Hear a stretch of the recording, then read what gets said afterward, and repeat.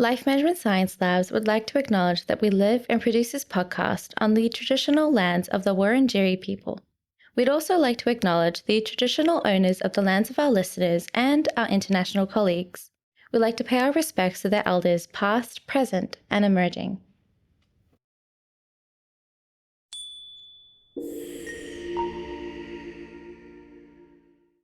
Hey everyone, and welcome to Raising Parents, the Parenting Science Insights podcast, produced by Ella Massal, the Life Management Science Labs. We are champions of life management science, providing structured insights informed by science and inspired by practice on key aspects of conscious living. Each week, we bring you scientific and practical insights on each element with the expert knowledge of professionals in the field.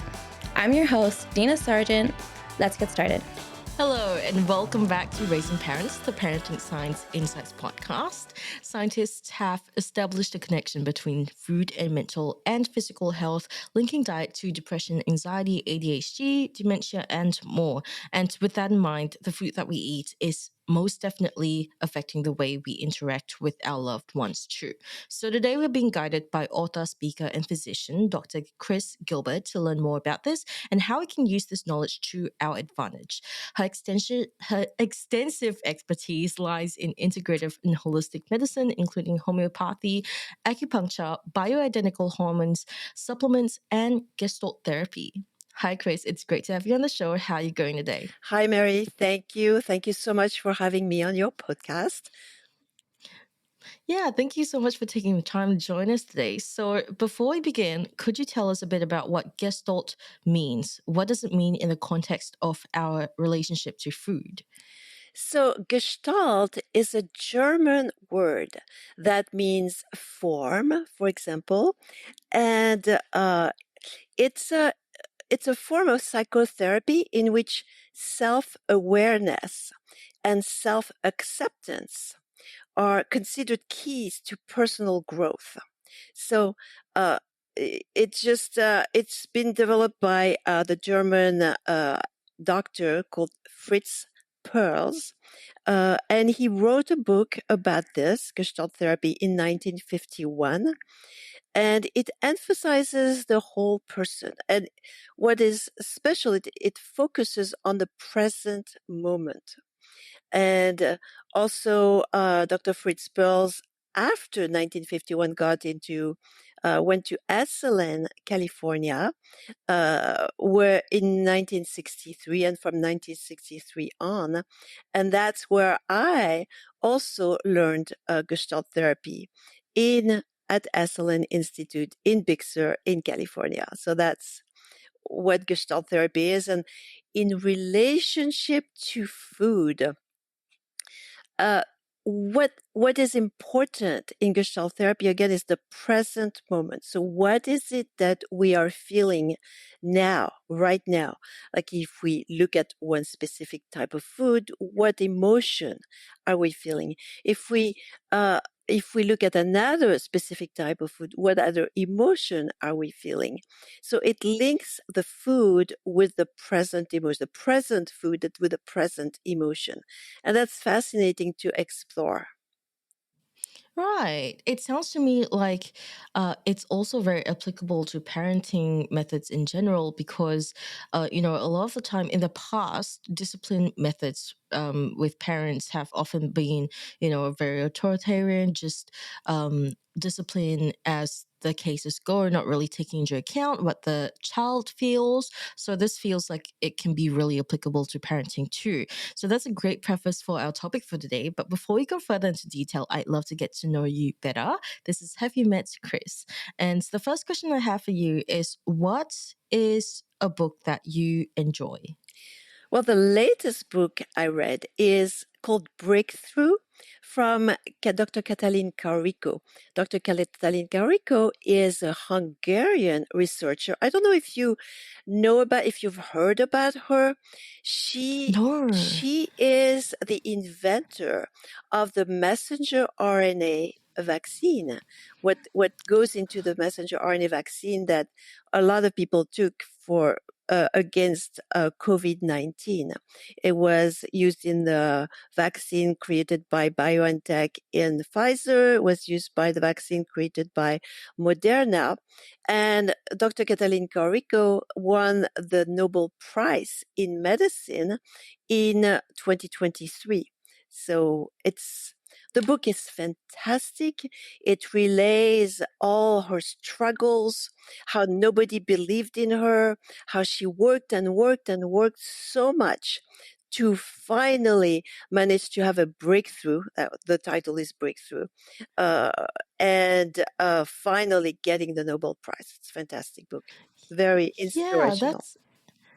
that is amazing. And would you consider her a role model of yours? I would consider her definitely a role model of mine.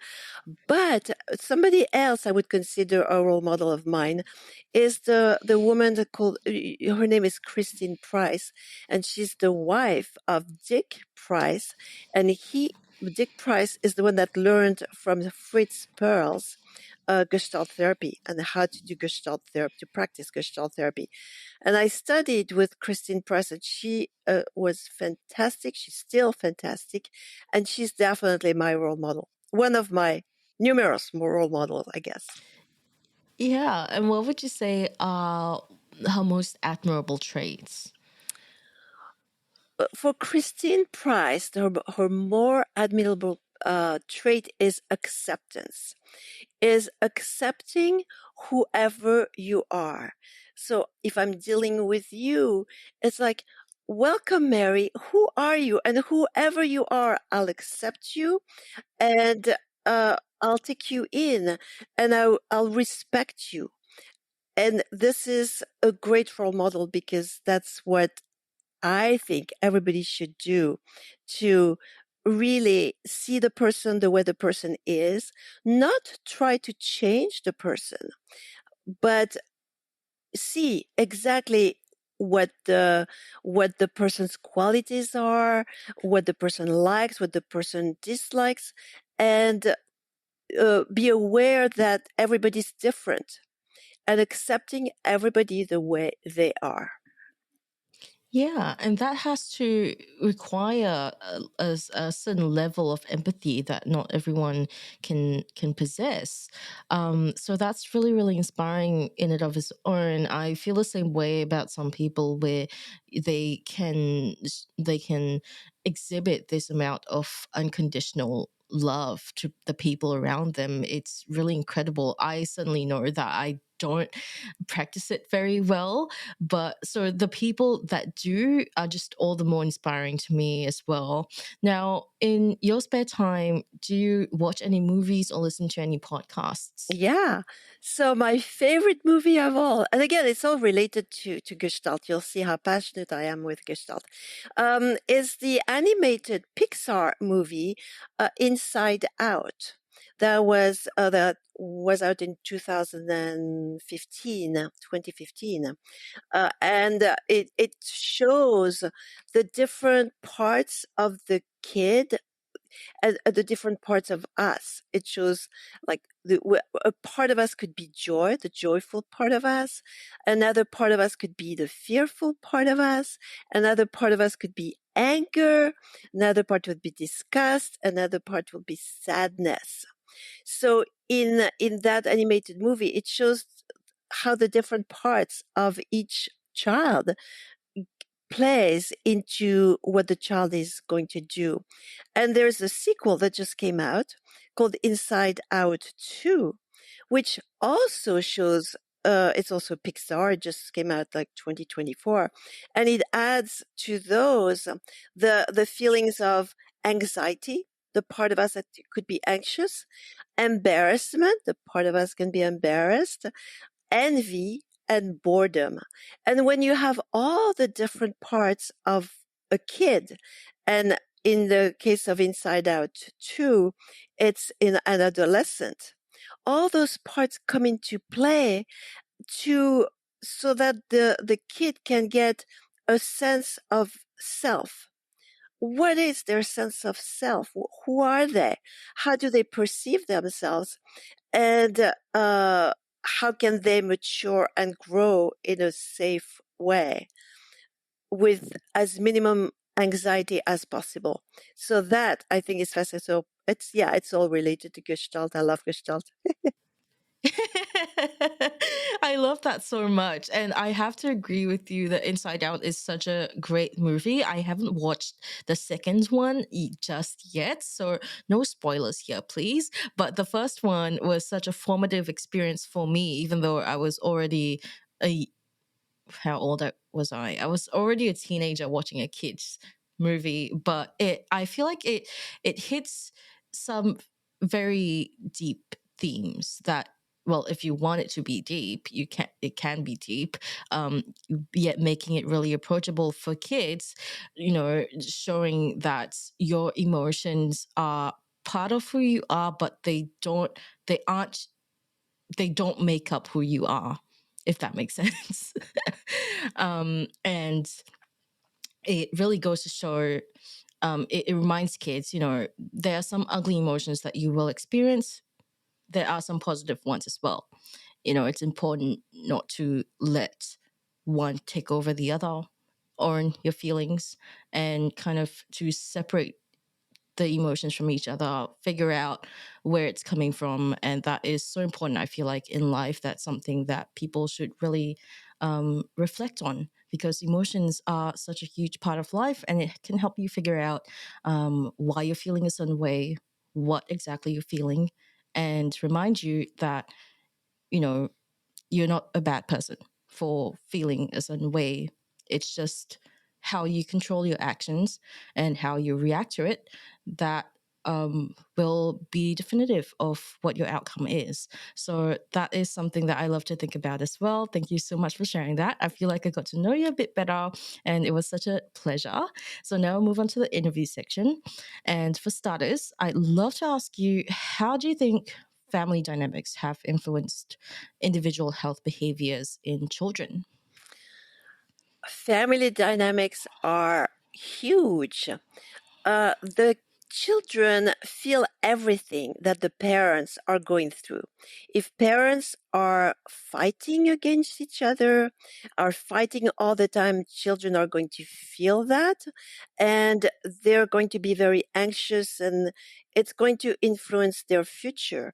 Also, if a kid is being beaten up by the parent, if the parent is that cannot uh, cannot talk to the child, cannot see what the child is going through, and if the parent disrespects the child is going to be very inhibited and will grow as a very inhibited adult. And I've seen that in my Gestalt therapy sessions in Big Sur. There were adults of 50 years old, 60 years old, 70 years old that were had been completely inhibited by their parents, had been beaten up by their parents. Their parents had told them, you cannot experience anger, you cannot you've got to behave all the time, and they were really violent towards the child. And this is still influencing the adult's life. At 50 years old, 60 years old, 70 years old, they're still thinking about that.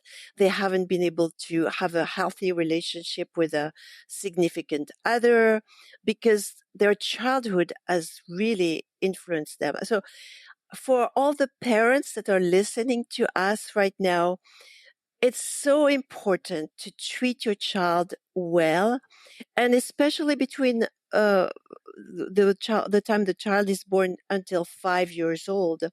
This is when the brain develops.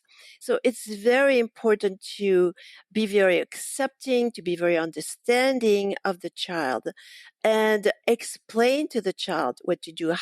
Share new experiences with the child, and not be violent towards the child, because that really really is a mark on them. Really, that could stay forever with them. Yeah. And that's how generational trauma happens as well. But more specific to our topic for the day, what role do parents play in a child's eating habits and attitude towards food? Okay, so this is huge because as a physician, I see so many people that eat the wrong food.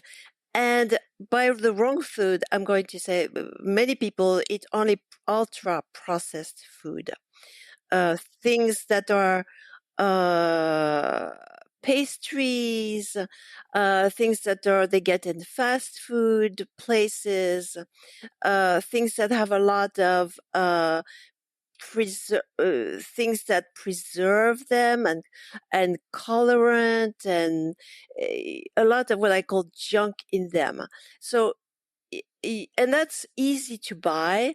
It will keep the child happy because it usually contains a mix of sugar, salt, and preservatives and uh, all kinds of things that are really not good for health. But the child is going to love that. So instead, I would recommend not having any processed food in the house at all, but in the fridge, having only fruits, fresh vegetables, like salads, cucumbers, celery, carrots, really fresh broccoli, and once this is the only thing that the child can find inside the refrigerator, if the child is hungry, the child will go towards what is available and will choose one of those that will be a healthy food, like blueberries, blackberries, strawberries, all those berries and cherries. There's a whole kinds of food that are so good and so healthy. But if we get into cereals, that cereals I really don't like.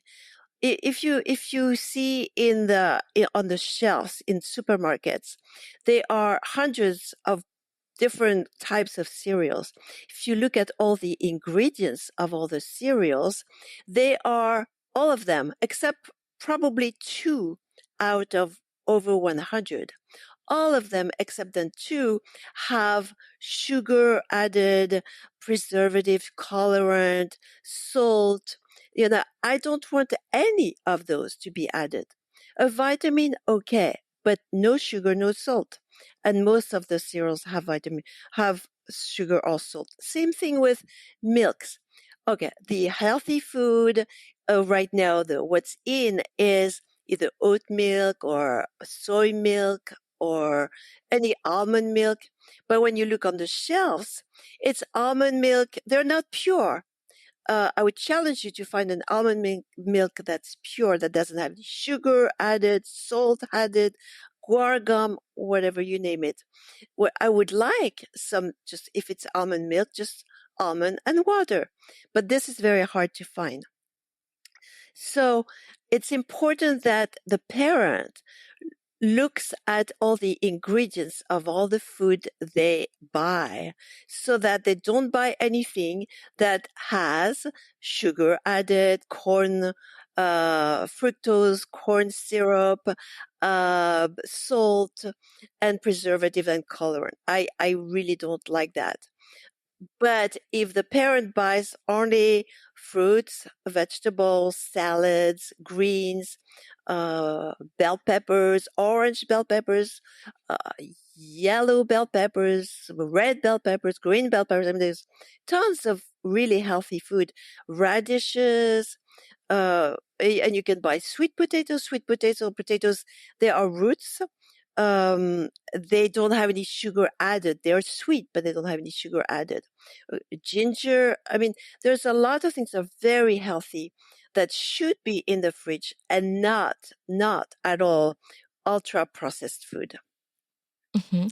And how would this help contribute to a child developing a healthy relationship with food? Also, most parents do resort to ultra processed foods because of busy schedules. So, how would you recommend incorporating the healthy foods that you suggested and mentioned before into a routine that's pretty busy? And again, I'm not in favor of a busy schedule for a parent because a child is so important and shaping the child is so important. Spending time with the child is so important. I would recommend that at least one parent does not work.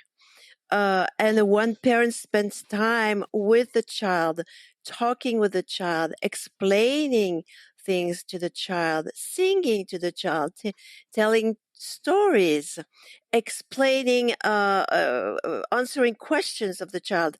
Otherwise, it's all about childcare. And then you leave your child with somebody you don't know, somebody that has several other children. So until the child goes to school, I would recommend that one parent stays with the child. The first 5 years are just so important in shaping the child's future, really, Mhm. and Yeah, the child's brain. yeah. Afterwards, when the child goes to school, then I would like a parent to be available when the child comes out of school, and then you can go shopping with the child, and at a very early age, teach the child what are the right foods to buy and the foods not to buy. This should Mhm. be taught, at a very early age. Hmm. That would definitely be an ideal scenario for sure. However, some families, I can't say most, I generally have no idea. I don't have a statistic, but some families would not be able to afford that. But how would you recommend, not how would you recommend, what would you say that does for a healthy relationship with food for the child? It's everything. So it's completely everything because otherwise, if you feed the child uh, foods that are fast food or that are ultra processed, if you feed the child unhealthy food, then it's going to it's going to have an inflammatory effect on the brain, on the body in general. It's going to make the child gain weight at an early age. And inflammation has been proven to be one of the origin of depression. So the child could get depressed also. The child, by gaining too much weight, could be bullied on by others, would not have a good image of himself or herself. It creates a whole kind of psychological problems. So I think it's super important because otherwise, okay, let's do the other way around. Okay, mom is very busy. So this is going to be the bad. I'm going to do a bad scenario. Mom is very busy, doesn't have time. She buys fast food items, ultra processed foods, cookies. Whenever the child cries, she's going to feed the child a cookie. And so the child is going to gain weight, will cry because it will want to spend time with mom. Mom will not have the time, will feed more cookies. The child will gain more weight. The child is going to get more depressed. The child is not going to know what healthy food is. And uh, before we know it, at the age of, you see a lot of those at the age of 8, 9 years old, the child is really grossly overweight. And is not feeling good, and there's a lot of children that are nowadays depressed and cannot express the way they feel to the parent because the parents are working too much, have no time to listen, and that gets into, at the age of 11, 12, 13, gets into drugs, alcohol and drugs and depression, and it's, once you get to that point, it's very difficult to remedy that because there's a number of years where all the child has learned is when he gets depressed or when he doesn't know what to do, he goes to eat, or the mother doesn't have time that gets the child in front of the screen with food. So then the child learns, okay, if I don't know what to do, I'll get in front of a video game or in front of my TV and eat fast food, sugar and salt. And that's the teaching. That's really, really bad for the health. And then by the age of 40 or 50, the adult is going to have heart attacks and strokes and diabetes and high blood pressure. And it's not a good scenario. It's really not, when it would be so easy to do the opposite. I mean, it takes 1 hour after work when mom is done with work to go shopping with a child and only buy all the good stuff, all the groceries, all the fruits and vegetables. And if the child wants to grab something from an aisle that has ultra processed food, say, no, no, no, no, we'll just do the healthy food, so that there is only the choice of healthy food in the fridge. And from that, then the child can choose. Okay, okay, do they like carrots more than celery? Do they like green beans? Do they like broccoli more? What is their favorite food within the healthy foods? And that's acceptable. And you will find that the child will like, or some of them will not like berries, they will like peaches instead. Some other children will not like broccoli, will hate broccoli, will hate cabbage, but they will like green beans, they will like carrots. Choose, give the choice to the child of what food they like within the healthy foods. Right, that makes a lot of sense. However, once the child grows up into their adult years and have a little bit more freedom to choose, and are there are there any instances where a child would be thinking constantly about this processed food that they've been wanting since they were younger, plaguing their minds? Also, because American media does plague most of our media time, where a lot of processed food is showcased and exhibited.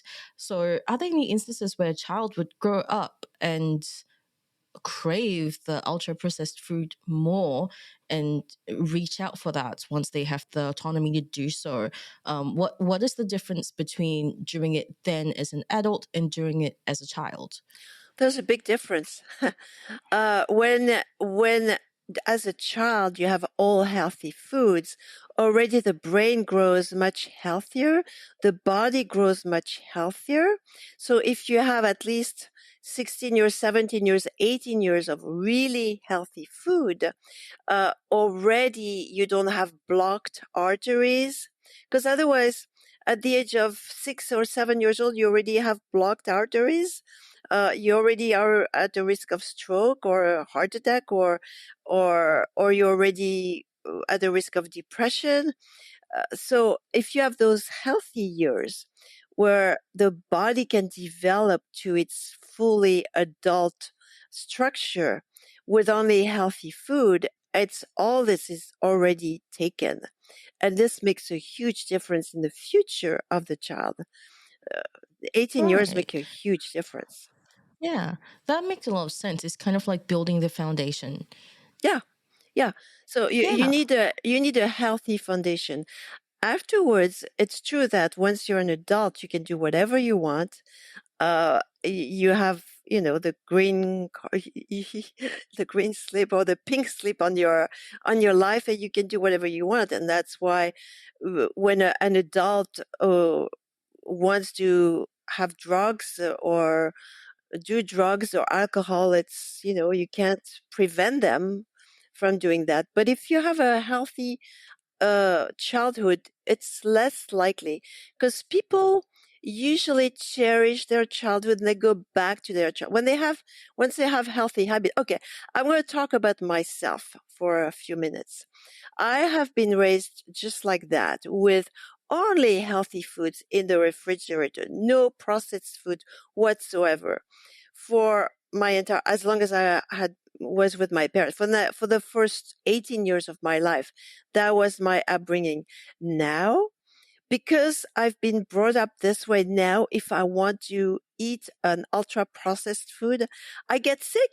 My body can't process it. It's just my body has been trained just to eat the healthy stuff, and I just can't. Or I can for one day, but if I do it 2 days in a row, it's like my body is like, oh no, this is not good. This is so it's giving good habits to start with is so important. Right. And so, could you outline the core principles of the Gestalt approach for us and what they mean in the context of developing healthy relationships with food? Very often, what happens is that people eat when they're stressed out. Children eat when they are bored, when they have nothing to do. They get in front of the TV and they eat. So it's the relationship with boredom. It's the relationship with stress. It's the relationship with anger. Food will calm children down, will calm adults down. So the Gestalt is really trying to find out what emotion are you experiencing here and now? What are you, what has happened? And it comes with dialogue. What has happened today in your day?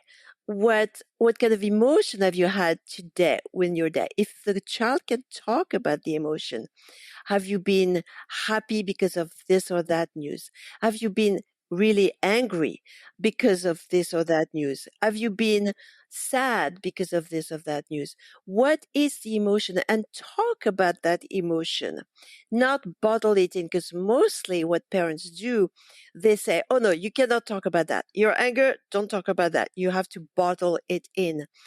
I disagree. I think if a child is angry, I would want to know why. Why are you angry? Explain to me what is happening, and let's find together a way to get the anger out without being detrimental, without hurting anybody. For example, one of my techniques is it's a Gestalt. I mean, I wrote the book, The Listening Cure, in which I explain case scenarios of their children, their adults. I explain case scenarios of what to do when some emotions come up. Like, for example, anger. Somebody is really angry, or if a child is very angry, get some boxing gloves and a punching ball and get the child to punch that punching ball and get the anger out this way. This way, the child can express the anger, get it out, and not getting bottled in. If the emotion keeps being bottled in, then what does the child do? The child is going to eat. He's going to eat to calm himself or herself as a child, but will do the same thing as an adult. That will be the training. That will be the way the brain is going to be trained. And once the brain is trained this way, it's very difficult to unlearn. So that's why it's important to give the right learning experience. What do we do with this anger? What do we do with this sadness? Some parents say to the child, no, you cannot cry. A boy cannot cry, right? It's not, no. Well, I disagree. If the boy is crying, let's see, okay, explain to me why you're crying. Let's let's see what the problem is. Let's try to solve it together. And it's okay to cry. It's okay to express the emotion. And again, if it gets bottled in, then you need food to calm everything down. Yeah, Uh, for that's veterans, I mean, young people that come from a war zone, for example, they have PTSD. If they keep bottled in, they can't talk to anybody. Like there are 18 years old boy that come back from the front, and they're completely shocked, and the longer they stay without talking to anybody, the more damaged and the more difficult it's going to be to to save them in a way. But if right away they talk about what happened, they express their emotion, then it's much easier. The PTSD will be less important. right. Right. And talking it out with your child also means that you're getting to know your child better and their action, the reasons behind their actions a bit better. It is something that I myself wish that I had as a child. You know, there are a lot of instances when my mom would be like, "Oh, I didn't know you got bullied in school. You didn't tell me about that because you didn't let me tell you about that. You told me to just stop crying." So it's a great way to get to know what's going on with your child as well. And amongst teenagers, emotional eating is quite commonplace. And from what you have told me, it seems like getting these practices established from a young age would potentially help in the future with emotional eating. But if there is a teenager in the family that is going through emotional eating, well, how would you recommend parents going about identifying and addressing these issues with them? Well, that's the case where you need to ask the child, okay, when you eat, it's okay to eat when you're hungry. But if you're done with the meal, even if you eat more, then what is happening? Why are you eating more? And what is the feeling? So the gestalt is, what is the feeling in your body? What do you feel when you eat more? Is there a sensation? Is there a pain? Anywhere? Is there a void in the stomach? Sometimes the child can say, "Yeah, there's a void in my stomach. I feel I need to eat something more, even though I just ate. There is a void." But okay, so tell me about that void. I have the child describe that void. What does it look like? How big is it? Is there a color, specific color in there? And and that's the gestalt of being in here and now, in the moment. What is it? And describing and what is that void for? What is it the symbol of? What is it that you need that you don't have? It could be, I need to be heard, or I need more hugs. I have the example of a child that never got hugged by his parents. Oh, there was a girl actually never got hugged by her mother, and she was eating because the void was, she needed hugs, she needed emotional support. She would never get that, so she had that void, and then she filled that void with food. So what is that sensation in the body that happens when the child grabs more and more food? That's a dialogue. But it's fascinating because as much as it is time spent with the child, I agree. For some parents, it's a waste of time. I disagree that it's a waste of time. I think this is the way you get to know your child. Who is this individual? A child already at the age of 1 year old, 2 years old, will develop their own individual self, which can be very different than the parent. And it's fascinating once you are open to see that your child is different than you, and you're curious to see, who is my child? So the there are two possible attitudes that there is the attitude of, who is my child? Let me get to know my child. And that's a discovery that's unique and beautiful once you open that door. The second attitude is, my child should be just like me. My child should do the things that I wanted to do when I was young. My child should achieve what I have achieved. My child should be just like me in the achievement. So I'm going to train my child to be just like me. And that will close the door to who the child really is. And to me, it's a mistake. A two different, a child and a mother, a child and a father are three different individuals that very early on are have their own identity, their own sense of self, And by helping the child develop their own sense of self, which is different than the parent, it's going on the road. It's the road less traveled, because for each child, it's going to be a different road. And each time, each child is going to blossom in their own unique way with the support of the parent. And I think that's the goal of a parent, to have that child, each child blossom the way it's meant, the way the child is meant to be. What are Yeah. you? What were you born for?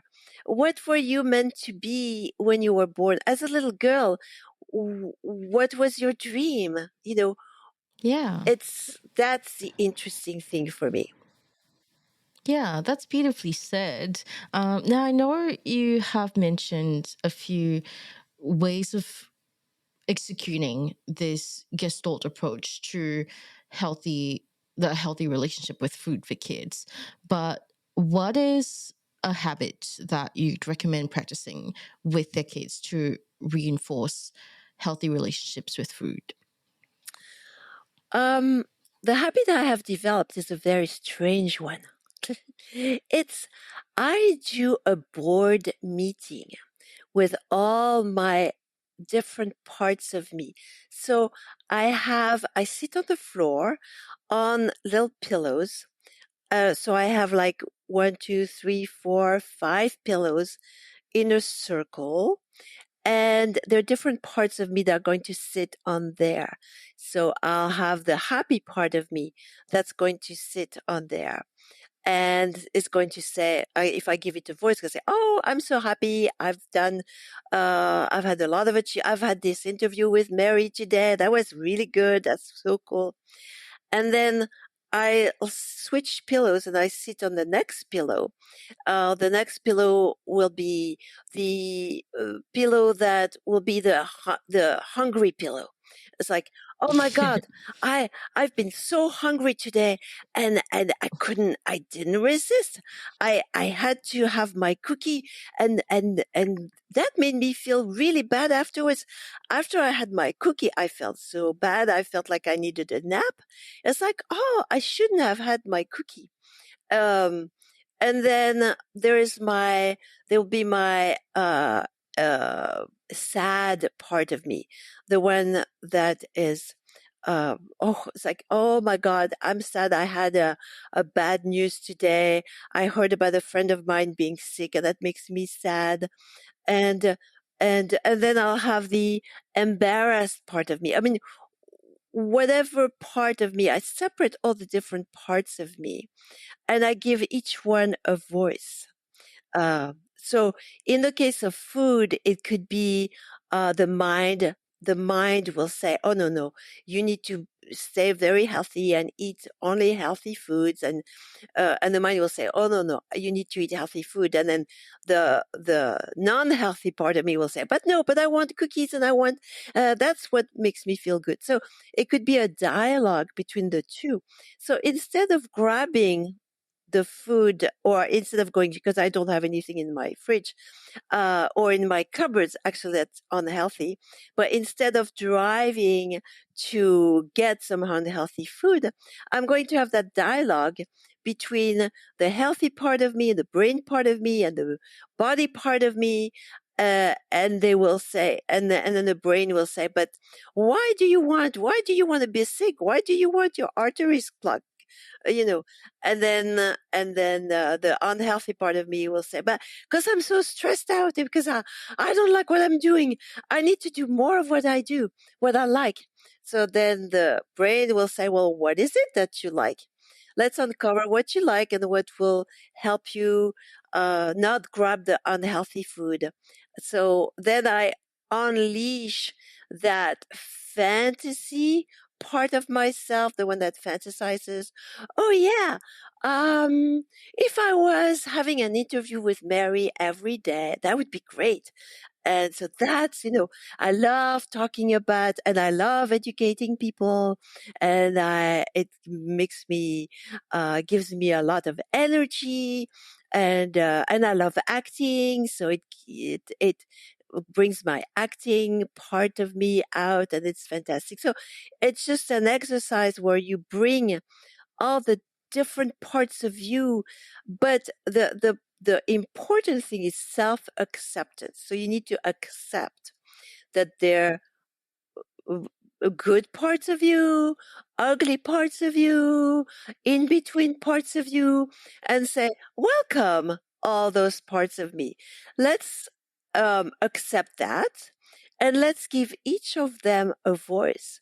And it's fantastic to accept every part of me, or if the listener can do the same thing, accept every single part. So if the listener can make a list of all the parts of them that could be in that circle, in that board meeting, that would be great. Which part of them would like to have a voice? It could be a good part of them, an ugly part of them. What's called ugly, I don't judge. So what's ugly for other people is just reality for me. So what are the different parts? Give them a voice, have a dialogue between them, and discover what you're meant to be, what your fantasy would be, and try to work towards making your dream come true. And how would you recommend parents facilitating this with their kids? Would it be through colors, drawing, for example, or plain old writing? Would it be depending on what the kid enjoys doing? Exactly. So again, everybody's different. Every kid is different. Some kids will enjoy drawing, painting, so then have them do it through drawing. Some other kids will love dancing. I love dancing. So have them express the different part of them via dancing, different moves. Like, oh, I'm so sad, or so excited, just, or so angry, pound, it's just, um, some other kids will like writing. It could be writing. Some other kids will like play. I like theater. I like play. So uh, play out the different parts of you. It could be singing. Some kids love singing. So create a song for each different part of you. Some kids like playing an instrument. Play a different part of you on the piano, on the guitar, on the clarinet, on the flute, whatever the kid likes. Find out what the kid likes. And every kid is different. Every person is different. um, could be doing pottery, could be the sky is the limit. Find out what your kid loves and go with the flow. Don't force the kid to do something that they really hate. Just go with the flow with what they like, and that will really make them blossom and thrive, and they will be forever thankful to the parent. It's amazing. I see I see adults that have been shaped by their parents to be just like the way the parent is. And the adult is so resentful.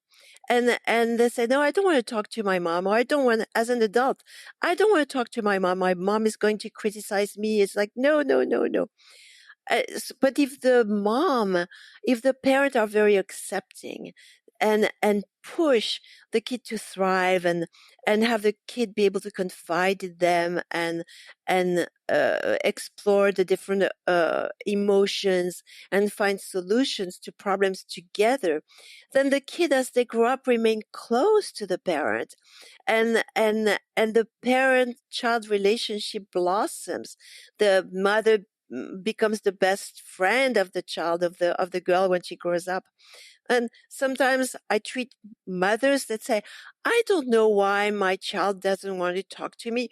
What did I do wrong? And the parents cannot understand why the child really doesn't want, and that's because the parent has been so directive, has been so, no, no, you cannot do this. You've got to do just like me. You've got to do that kind of profession just like me. You've got to study. All those kinds of things. What's important is that the child finds their groove, finds what makes them happy and has the knowledge to have a healthy life and can teach their own children to do the same thing. Because otherwise, you see the children that have been bullied by their parents and they're bullying their own children. You've got to do this. They've been beaten up by their parents. They're going to beat up their own children.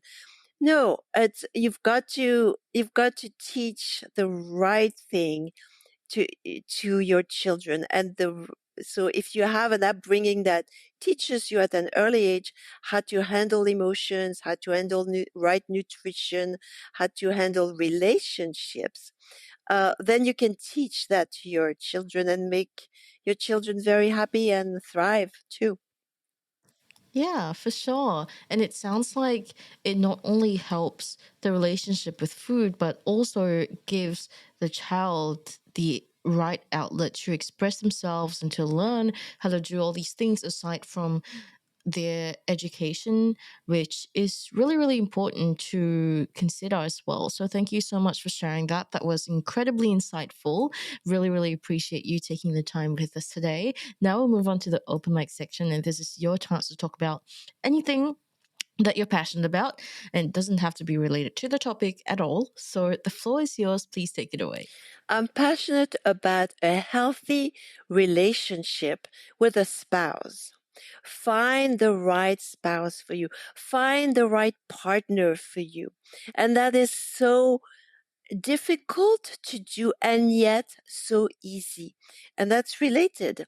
If you show yourself the way you really are, with your weaknesses, your strength, being really open to who you really are, what you really like, what you really dislike.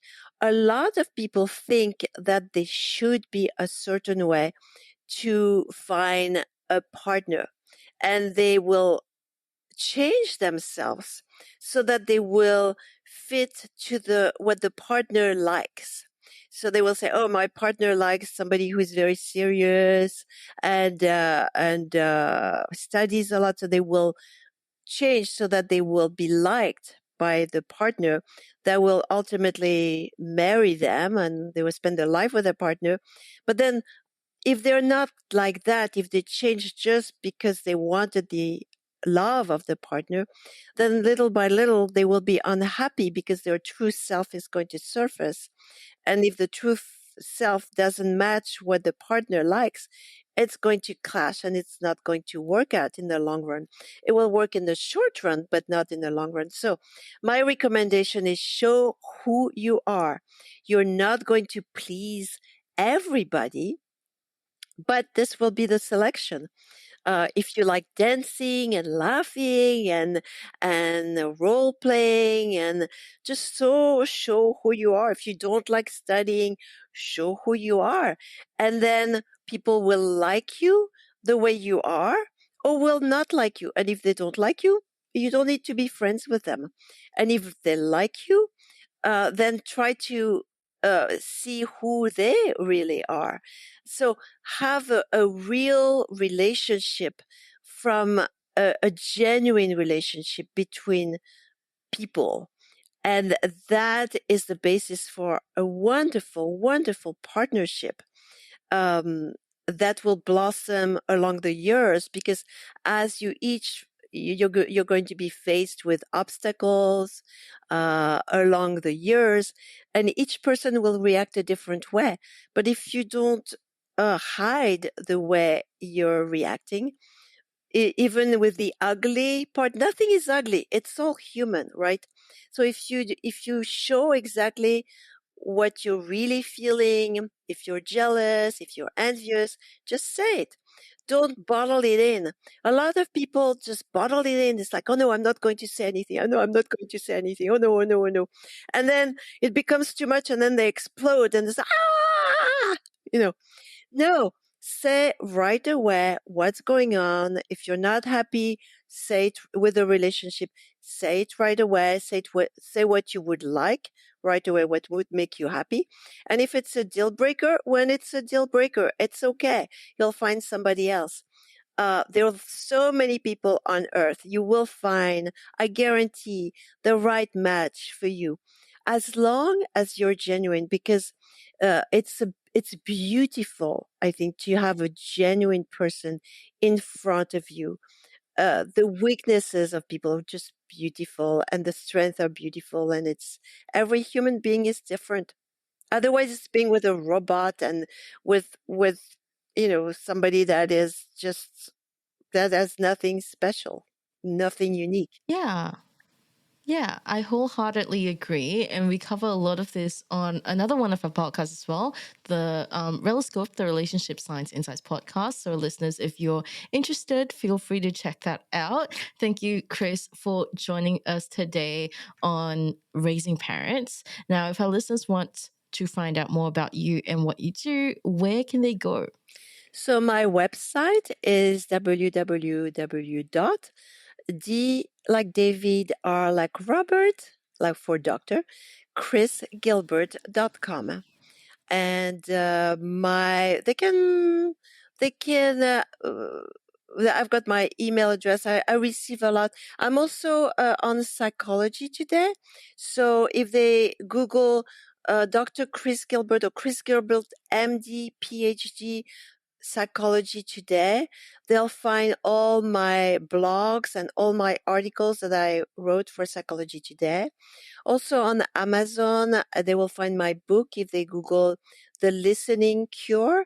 That's a book I co-wrote with my husband, Dr. Eric Hasseltine, about the Gestalt therapy and all the case. And there is an audio book for that that's narrated by me and my husband, and I give a little exercise at the end of each chapter. The listening cure. If they want to know more about my life, I wrote a memoir called "The French Stethoscope" because from a French origin. Should have said that at the beginning, but you hear my French accent. And I also wrote the Dr. Chris's ABCs of Health, in which I tell about all, it's a very teeny book. I tell all about the main important things for health. And each chapter is like 4 pages. It's very small, but it's very concise and I think very helpful. Amazing. We'll link all of those in the show notes. Thank you, Chris, once again for joining us today. And thank you, everyone, for tuning in. We hope you learned a little bit about the Gestalt approach for healthy relationships to food. And we will catch you in the next episode of Raising Parents, the Parenting Science Insights podcast. Thank you so much, Mary. Bye, everybody. You've been listening to Raising Parents, the Parenting Science Insights podcast, produced by the Parenting Science Labs, a division of LMSL, the Life Management Science Labs. More episodes are available from 10 life management perspectives and can be found by searching LMSL on Apple Podcasts, Google Podcasts, Spotify, and other podcasting apps available on your devices. If you enjoyed this episode, please consider rating our show, sharing it, and subscribing to our channel, as it helps other people find it so that we can grow and bring you more quality resources. More of our work can be found on our website at pa.lmsl.net, where you can join our movement. I'm Dina Sargent. Thanks for tuning in.